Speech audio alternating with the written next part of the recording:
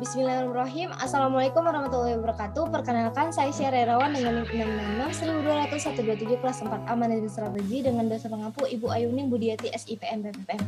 Pada video kali ini saya akan menjelaskan manajemen strategi di Untirta yang merupakan UAS saya. Untirta atau Universitas Sultan Ageng Tirtayasa adalah sebuah PTN yang berdiri sejak tanggal 1 Oktober 1981, di mana terdapat 7 fakultas yang menaungi program-program sarjana di Untirta ini. Adapun lokasi kampusnya itu terdiri di 3 kabupaten atau kota di Provinsi Banten, dengan pusat akademik dan administrasinya yaitu di Kampus Baru, Sindang Sari. Visinya yaitu terwujudnya Untirta sebagai Integrated Smart and Green X Green University yang unggul, berkarakter, dan berdaya saing di kawasan ASEAN tahun 2030. Misinya meningkatkan kualitas, relevansi, dan daya saing pendidikan serta lulusan yang unggul, berkarakter di kawasan ASEAN, meningkatkan kualitas dan kuantitas penelitian dan pengabdian kepada masyarakat yang inovatif berbasis kebutuhan nyata sesuai perkembangan zaman, meningkatkan daya dukung tata kelola perguruan tinggi yang baik sebagai implementasi dari Integrated Smart and Green.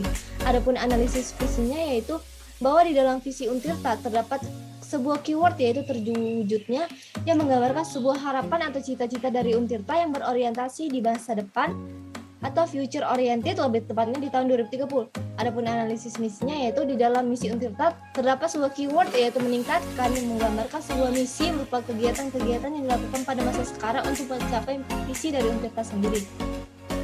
Adapun tujuannya yaitu tercapainya lulusan berdaya saing di kawasan ASEAN, berkepribadian, berkarakter, dan melindungi budaya lokal, terwujudnya kemandirian institusi, tercapainya mutu dan kompetensi, tercapainya hasil penelitian dan pengabdian pada masyarakat, tercapainya hilirisasi riset, dan terwujudnya daya dukung sarana dan prasarana yang terintegrasi.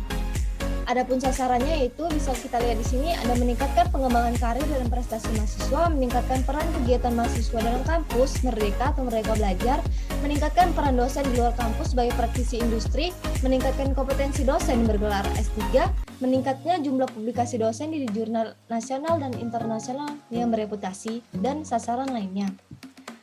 Adapun analisis tujuan dan sasarannya yaitu berdasarkan tujuan Untirta dapat dikatakan bahwa tujuan tersebut sudah sejalan atau sesuai dengan ketiga misi pada Untirta. Karena Untirta merupakan salah satu PTN di Indonesia, maka salah satu tujuan Untirta adalah kemandirian institusi sebagai lembaga bermutu dan berdaya saing di lembaga di kawasan ASEAN yang didukung oleh tata kelola yang baik dan kemitraan strategi di dalam dan luar negeri.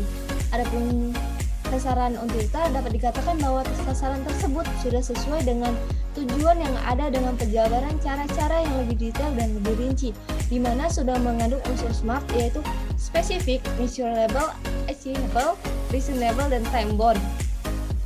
Adapun IFAS, analisa IFAS-nya yang berasal dari faktor lingkungan internal yaitu strength atau kekuatan dan weakness atau kelemahan, di mana di sini nilai total IFAS-nya adalah 3,43. Di sini kita interpretasikan nilai IFAS-nya bahwa nilai IFAS pada Untirta adalah sebesar 3,43, artinya strategi yang ditetapkan oleh Untirta saat ini memiliki kemampuan yang baik dalam merespon berbagai faktor di lingkungan internalnya. Ini adalah analisa IFAS-nya, di mana IFAS itu merupakan faktor lingkungan eksternal yang berasal dari peluang atau opportunity dan ancaman atau threat. Di sini total nilai IFAS-nya adalah 3,16. Kita integrasikan nilai IFAS-nya adalah nilai IFAS pada Untirta memiliki kemampuan sedang dalam merespon berbagai faktor di lingkungan eksternalnya.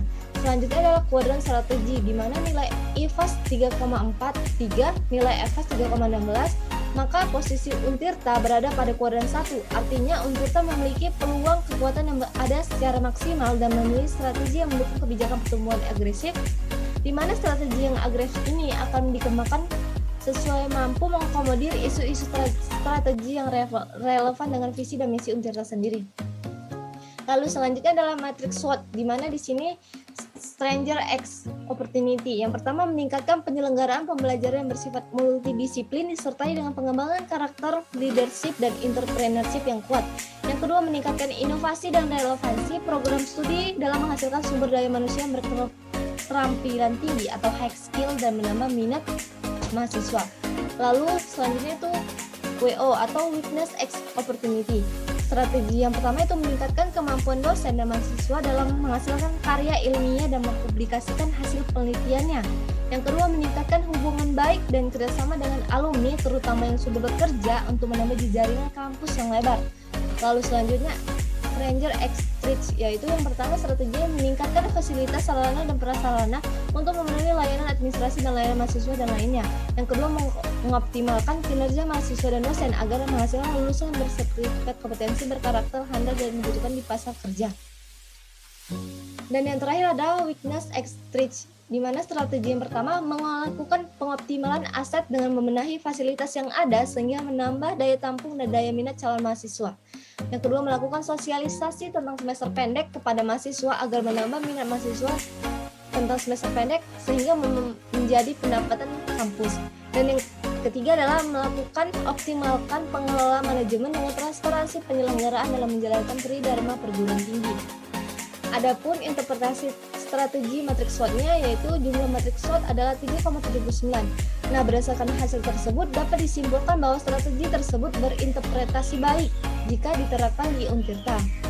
Selanjutnya adalah balance scorecard, di mana di sini ada perspektif langgam, objektivitasnya adalah peningkatan kualitas mahasiswa, indikatornya adalah mahasiswa, tujuannya adalah meningkatkan kualitas mahasiswa, pengukurannya adalah jumlah prestasi akademik dan non-akademik, inisiatifnya meningkatnya IPK dan kejuaraan yang diraih oleh mahasiswa.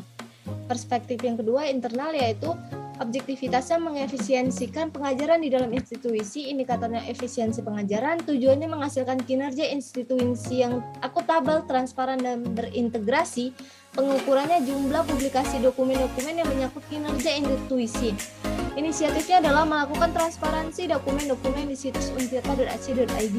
Perspektif pembelajaran dan pertumbuhan, objektivitasnya peningkatan kapabilitas sivitas akademik, indikatornya dosen karyawan mahasiswa, tujuannya meningkatkan kinerja dosen, meningkatkan kinerja karyawan, meningkatkan kinerja mahasiswa. Pengukurannya jumlah publikasi penelitian dosen, jumlah karyawan yang menetap, jumlah UKM yang diikuti oleh mahasiswa. Inisiatifnya melakukan penelitian yang bermanfaat dan bersifat up to date, melakukan inovasi terhadap kinerja karyawan, melakukan kegiatan-kegiatan yang bersifat membangun seperti webinar. Dan perspektif keuangan yang terakhir adalah objektivitasnya pemanfaat pendapatan operasional dan pemanfaatan aset. Indikatornya pendapatan operasional dan aset, tujuannya meningkatkan pembangunan fasilitas dan sarana prasarana dan mengoptimalkan pemanfaatan aset. Pengukurannya jumlah dana yang diperoleh, jumlah aset yang digunakan. Inisiatifnya adalah melakukan pengembangan dan pembangunan kampus, lalu melakukan digitalisasi dalam pembelajaran seperti Syafat dan Spada lebih ditingkatkan. Berdasarkan penjelasan sebelumnya, dapat disimpulkan bahwa aspek yang harus ditingkatkan agar Untirta mencapai peringkat 20 besar di tingkat internasional adalah pertama analisis IFAS dan EVAS-nya, di mana Untirta harus meningkatkan kekuatannya dengan meningkatkan jumlah publikasi penelitian, riset, pengabdian di kancah nasional dan internasional. Lalu meningkatkan sarana dan prasarana yang memadai, tenaga pendidikan yang berkapabilitas sesuai dengan bidangnya, serta kualitas layanan baik internal maupun eksternal. Yang kedua adalah berdasarkan analisis matriks SWOT, di mana Untirta harus mampu meningkatkan kolaborasi antar sektor keilmuan, meningkatkan digitalisasi, dan yang ketiga melalui evaluasi balance scorecard, yang mana Untirta harus meningkatkan inisiatif dan indikator yang ada di dalam setiap perspektif. Dan yang keempat adalah dalam implementasinya, Untirta harus mampu merespon dinamika yang ada di dalam masyarakat dan lingkungannya, serta harus tetap sesuai dengan tujuan Indonesia. Maka dengan demikian, menurut saya Untirta bisa mencapai peringkat 20 besar di kancah nasional. Sekian penjelasan dari saya, semoga bermanfaat. Lebih dari kurang saya mohon maaf. Wassalamualaikum warahmatullahi wabarakatuh. Terima kasih.